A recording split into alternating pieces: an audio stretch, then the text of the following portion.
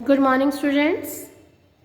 This is the remaining part of lesson 8 of civics on being in debt.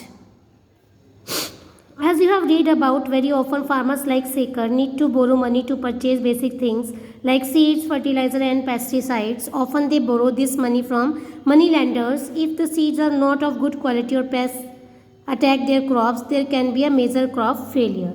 जैसा कि आपने ऊपर पढ़ा कि कई बार शेखर जैसे किसान ज़रूरी चीज़ें खरीदने के लिए पैसा कर्ज लेते हैं। अक्सर ये पैसा बीज, खाद और कीटनाशक खरीदने के लिए साहूकार से कर्ज लिया जाता है। अगर बीज अच्छी किस्म के नहीं होते हैं, फसल का कीड़ा लग जाता है तो पूरी फसल बर्बाद हो सकती है।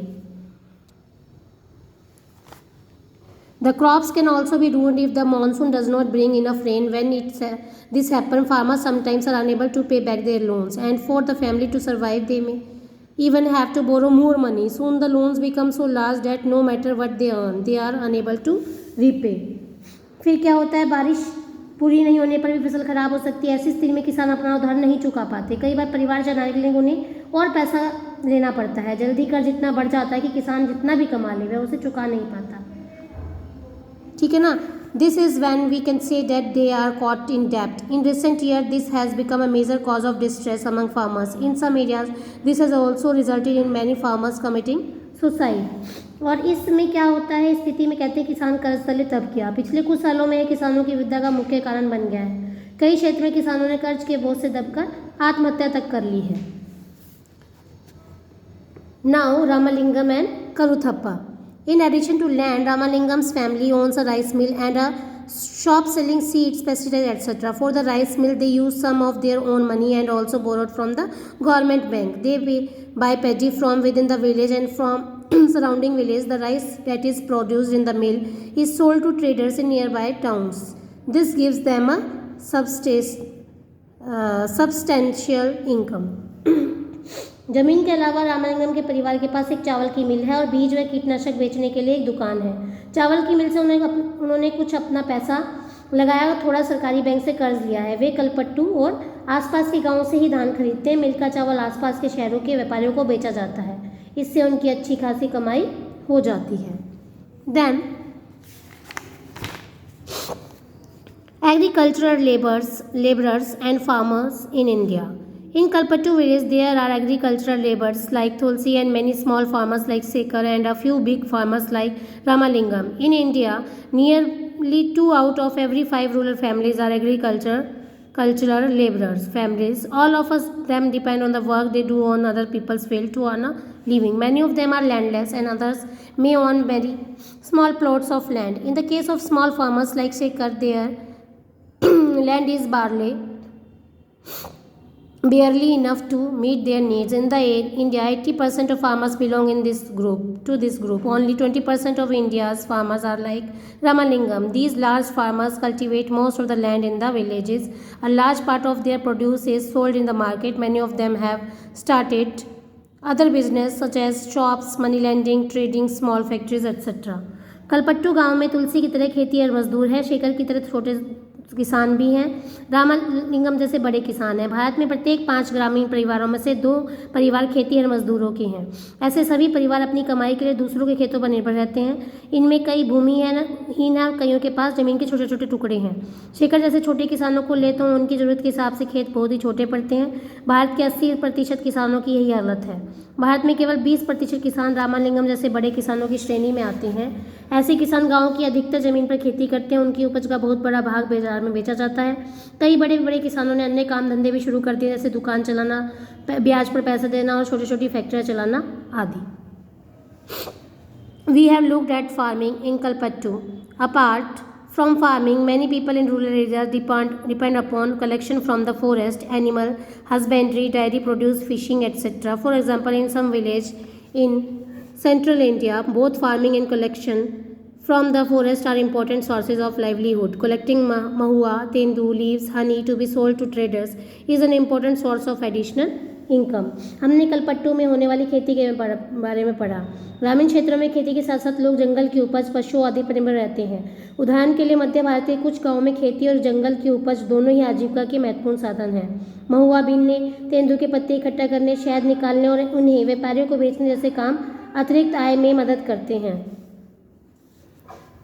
Similarly, selling milk to the village cooperative society or taking milk to the nearby town may be the main source of livelihood for some families. In the coastal areas, we find fishing villages. Let us find out more about the lives of a fishing family by reading about Aruna and Parivelam who live in Pudupet, a village close to Kalpattu.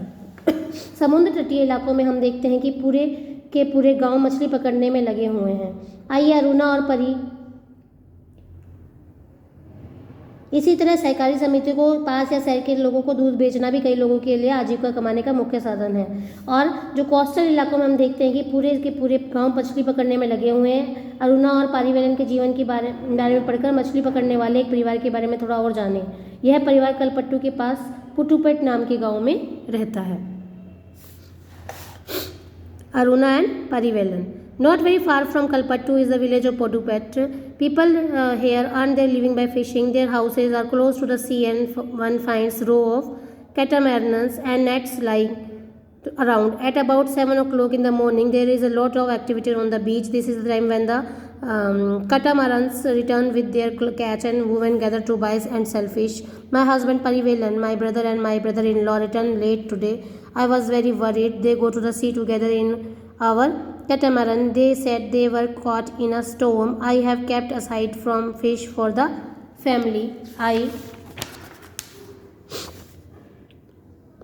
will auction the rest. The money I get from the auction will be divided into 4 shares, one each for each person who went fishing, and the fourth one is for the equipment. Since we own the catamaran engine and nets, we get that share too. We have taken a loan from a bank and purchased an engine which is fixed onto the catamaran. Now they can go far into the sea so that they can get a better catch. The women who buy fish here will carry them in basket to be sold in nearby villages.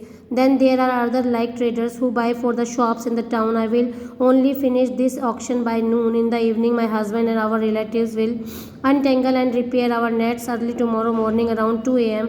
they will set out to sea again. Every year for at least about 4 months during the monsoon they cannot go to the sea, but this is when the fish breed. During this month we survive by borrowing from the trader. Because of this, later on we are forced to sell the fish to that trader and cannot do our auction. Those land months are the most difficult. Last year we suffered a lot because of the tsunami. ठीक है, अब किसके बारे में पढ़ेंगे? जो पुटुपेट है कलपत्तू से ज़्यादा दूर नहीं है। यहाँ लोग मछली पकड़कर अपनी आजीविका चलाते हैं। उनके घर समुद्र के पास होते हैं। चारों ओर जाल और कैटामरैन जो एक छोटी नाव होती है मछुआरों की, वो उनकी पंक्तियाँ दिखाई देती है। सुबह 7 बजे समुद्र किनारे बड़ी गहमागहमी रहती है। इस समय सारे कैटामरैन मछली पकड़कर लौट आते हैं। मछली खरीदने और बेचने के लिए बहुत सारी औरतें इकट्ठी हो जाती हैं। मेरा पति परिवेलन, मेरा भाई और जीजा आज बड़ी देर से लौटे। मैं बहुत परेशान हो गई थी। ये हमारे कैटामरैन में इकट्ठे ही समुद्र में जाते हैं। उन्होंने बताया कि आज वे तूफान में फंस गए थे। आज जो मछलियाँ पकड़ी गई उनमें से मैंने परिवार के लिए कुछ मछलियाँ एक तरफ उठाकर रख दी, बाकी मैं नीलाम कर दूंगी। इस नीलामी से जो पैसा मुझे मिलता है वह 4 भागों में बढ़ जाता है। 3 हिस्से उन 3 लोगों में बढ़ जाते हैं जो मछली पकड़ने जाते हैं, बाकी एक हिस्सा उसे मिलता है जिसकी नाव और जाल वगैरह होते हैं। चूंकि जाल कैटामरैन और उसका इंजन हमारी है तो वह हिस्सा भी हमें ही मिल जाता है। हमने बैंक से उधार लेकर इंजन खरीदा है जो कैटामरैन में लगा हुआ है। इससे ये लोग समुद्र में दूर तक जा पाते हैं और ज़्यादा मछलियाँ मिल जाती हैं। नीलामी में जो औरतें यहाँ से मछलियाँ खरीदती हैं वो टोकरे भर भर कर पास के गाँव में बेचने के लिए ले जाती हैं। कुछ व्यापारी भी हैं जो शहर की दुकानों के लिए मछलियाँ खरीदते हैं।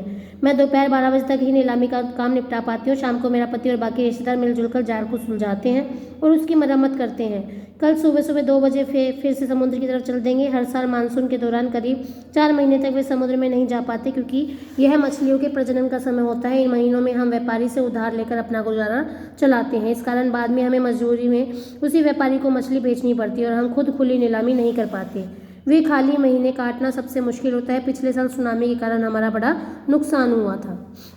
अब है रूरल लाइवलीहुड, ग्रामीण क्षेत्रों में आजीविका के साधन। People in rural areas earn their living in various ways. Some work on farms while other earn their living on non-farm activities. Working on farms involves operations such as preparing the land, sowing, weeding and harvesting of crops. We depend on nature for the growth of their crops. Hence, life revolves around certain seasons. People are busy during sowing and harvesting and less so at other times. Rural in the different Rural people in different regions of the country grow different crops. However, we find two similarities in their life situations and in the problem that they face. ग्रामीण क्षेत्रों में लोग अपने आय विभिन्न तरीकों से कमाते हैं। कुछ खेती बाड़ी का काम करते हैं, कुछ अन्य काम करके अपने आजीविका चलाते हैं। खेती में कई तरह के काम शामिल हैं, जैसे खेत तैयार करना, रुपाई, बुवाई, निराई और कटाई। फसल अच्छी हो इसके लिए हम प्रकृति पर निर्भर है। इस तरह जीवन ऋतु के इर्द गिर्द ही चलता है।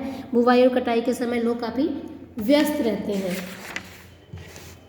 और दूसरे समय काम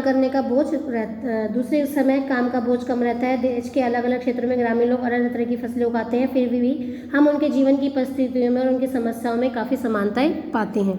how people are able to survive और earn will depend upon the land that they cultivate. Many depend on these lands for work as labourers. Most farmers grow crops both for their own requirements and also to sell in the market. Some have to sell to traders from whom they have borrowed money for their survival. Many families need to borrow money for their work or when no work is available. There are some families in rural areas which thrive on large acres of lands, business and other activities. However, most small farmers, agricultural laborers, fishing families, craftspersons in the villages do not find enough work to keep them employed throughout the year. लोग कैसे ज़िंदगी बसर करते हैं और कितना कमा पाते हैं, यह इस बात पर निर्भर करता है कि वे जिस ज़मीन को जोतते हैं वे कैसी है। कई लोग उस ज़मीन पर मजदूरों के रूप में निर्भर हैं। ज़्यादातर किसान अपनी ज़रूरतों को पूरा करने और बाजार में बेचने के लिए भी फसलें उगाते हैं। कुछ किसानों को अपनी फसल उन व्यापारियों को बेचनी पड़ती है जिनसे वे पैसा उधार लेते हैं। गुजर बसर करने के लिए कई परिवारों को काम की खातिर उधार लेना पड़ता है या फिर तब लेना पड़ता है जब उनके पास कोई काम नहीं रहता। ग्रामीण क्षेत्रों में कुछ परिवार ऐसे हैं जो बड़ी बड़ी ज़मीनों, व्यापार और अन्य काम धंधों पर फल फूल रहे हैं। फिर भी ज़्यादातर छोटे किसानों, खेतिहर मजदूरों, मछली पकड़ने वाले परिवारों और गाँव में हस्तशिल्प का काम करने वाले लोगों को पूरे साल रोजगार नहीं मिल पाता है।